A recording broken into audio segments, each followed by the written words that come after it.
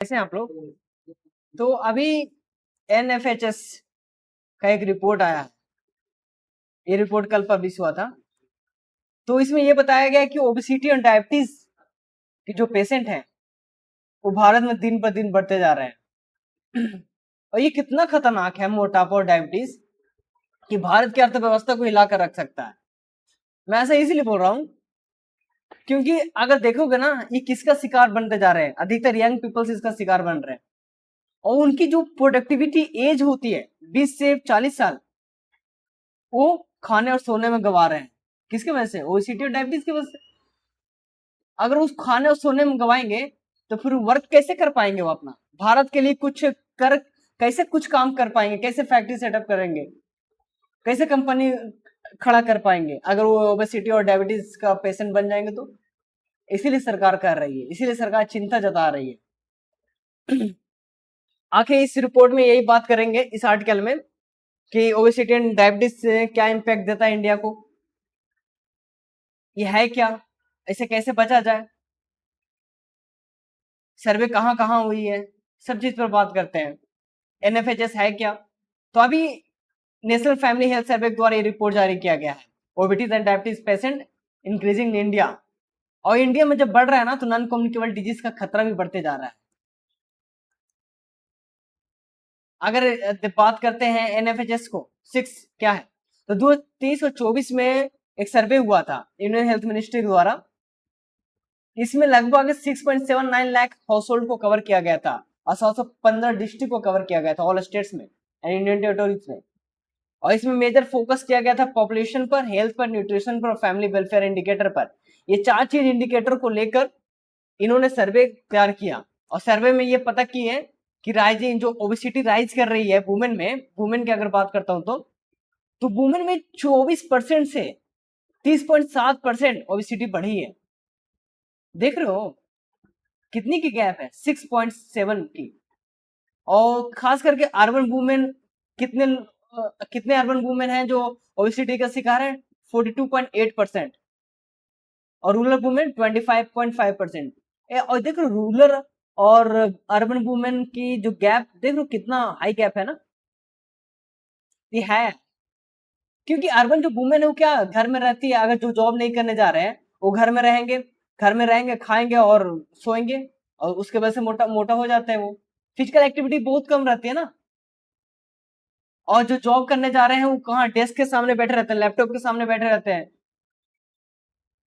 Official work करते रहते हैं, जिससे ओबेसिटी बढ़ जाती है। और रूरल वुमेन के देखेंगे तो वो रेगुलर फिजिकल एक्टिविटी में इन्वॉल्व रहती है, हमेशा खेत में ये काम वो काम करते रहेंगे हमेशा कुछ ना कुछ, इसलिए ओबेसिटी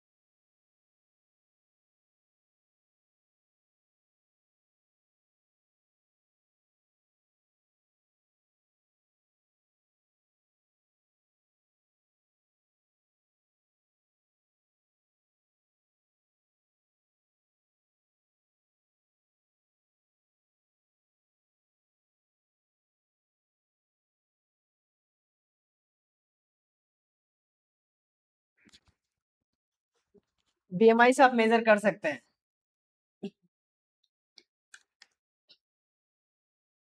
तो अगर डायबिटीज की बात करता हूं तो डायबिटीज एक क्रोनिक मेटाबॉलिक डिसऑर्डर है। लॉन्ग टाइम तक ये बीमारी चलती है डायबिटीज। और डायबिटीज में क्या होता है कि बॉडी है जो प्रॉपर इंसुलिन प्रोड्यूस नहीं कर पाती है और इंसुलिन को यूज कर पाती है। अब इंसुलिन क्या है? इंसुलिन ब्लड में मौजूद ग्लूकोज को सेल तक पहुंचाने का काम करता है वो इंसुलिन। अब इंसुलिन ही प्रोड्यूस नहीं होगा तो ब्लड से ग्लूकोज कैसे जाएगा सेल तक जिससे सेल को एनर्जी मिल सके? नहीं जाएगा ना। तो फिर जो इसी कहते हैं कि डायबिटीज पेशेंट को चक्कर आ जाएगा, एनर्जी नहीं मिलता डायबिटीज पेशेंट को, पतला हो जाते हैं। तो ब्लड ग्लूकोज लेवल, तो इसीलिए ब्लड ग्लूकोज लेवल उनका बढ़ जाता है, ब्लड में ग्लूकोज लेवल बढ़ जाता है। और डायबिटीज कितने तरह के होते हैं? डायबिटीज 1 2 एंड सॉरी जिस्टेशनल डायबिटीज भी होते हैं। तो ये सब टाइप है डायबिटीज के। why the rise in obesity and diabetes are concern? ये चिंताजनक क्यों है? सवाल उठता है। क्यों सरकार उठा रही कि चिंताजनक है भाई चिंताजनक क्यों? क्योंकि इंडिया ऑलरेडी 10 लाख पीपल है सफर कर रहे हैं डायबिटीज से। ये मैं नहीं, आईसीएमआर के डाटा कहती है। और ओबिसिटी जो है ये डायबिटीज को बढ़ा सकता है, हार्ट अटैक को बढ़ा सकता है, हाइपरटेंशन, स्ट्रोक और सडन कैंसर की जैसी बीमारियों को बढ़ावा दे सकता है ओबिसिटी। जिससे क्या होता है? हेल्थ केयर एक्सपेंडिचर बढ़ जाती है, वर्कफोर्स प्रोडक्टिविटी रिड्यूस हो जाती है। सरकार उम्मीद करती है कि हमारे युवाओं में वो शक्ति है जो भारत की अर्थव्यवस्था को उच्चतम श्रेणी तक पहुंचा सके। लेकिन हम लोग खा पी कर सूझ जा रहे हैं, मोटापा का शिकार हो जा रहे हैं, तो कहाँ कुछ कर पाएंगे?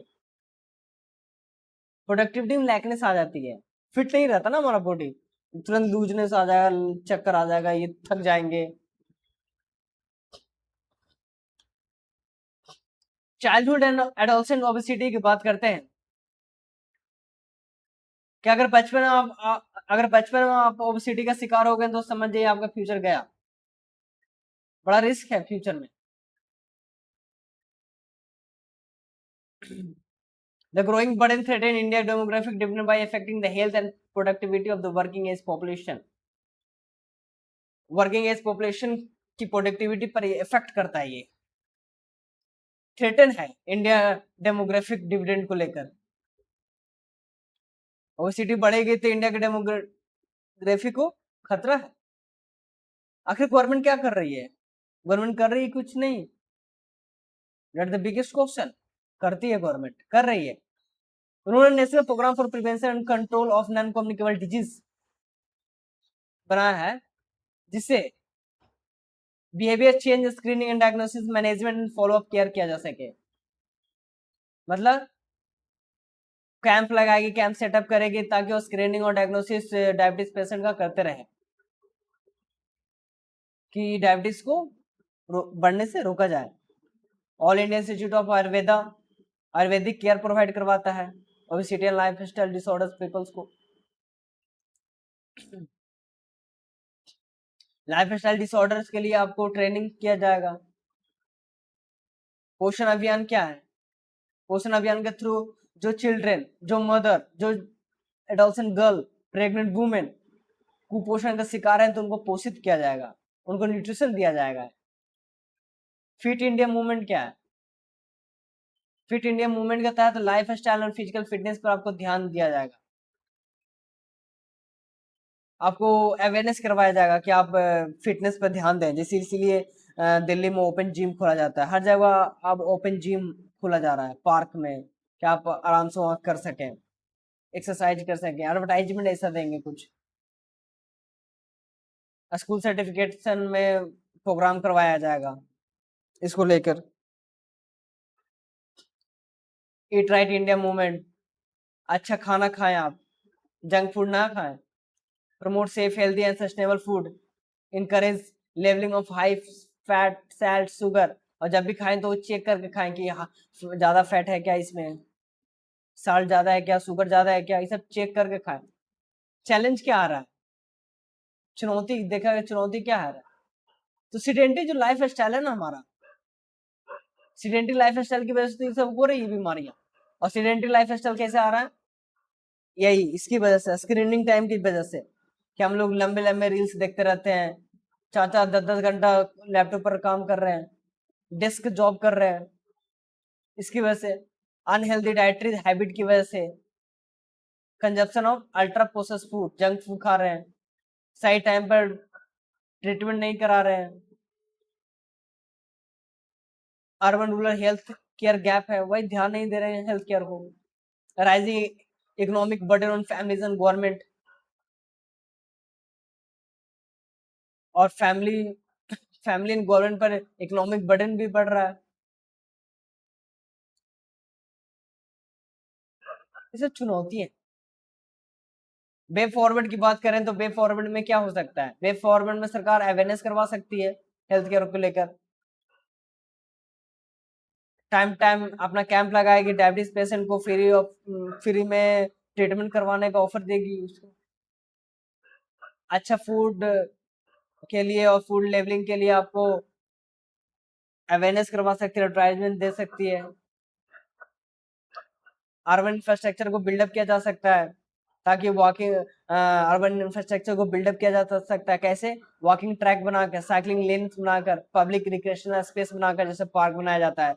दिल्ली में बहुत है, इस पर बहुत जोर ध्यान दिया जा रहा है। मैंने देखा है, मैं दिल्ली में रहता हूँ तो मैं देखता हूँ, हर पार्क में आपको ओपन जिम मिल जाएगा। ओपन जिम करने मतलब कि वो सब टूल्स इक्विपमेंट है वहाँ रखा हुआ, जहाँ से आप आराम से पुशअप वगैरह समथिंग कर सकते हो, एक्सरसाइज कर सकते हो, बॉडी को मूवमेंट करवा सकते हो, ऐसा मशीन रखा गया। Adopt a whole of government approach integrating health education urban planning food regulation nutrition policy. तो गवर्नमेंट का अप्रोच यही है कि चाहे वो एजुकेशन हो, अर्बन प्लानिंग हो, फूड रेगुलेशन हो, न्यूट्रिशन पॉलिसी हो, सभी में सभी को हेल्थ के नजरिए से देखना है,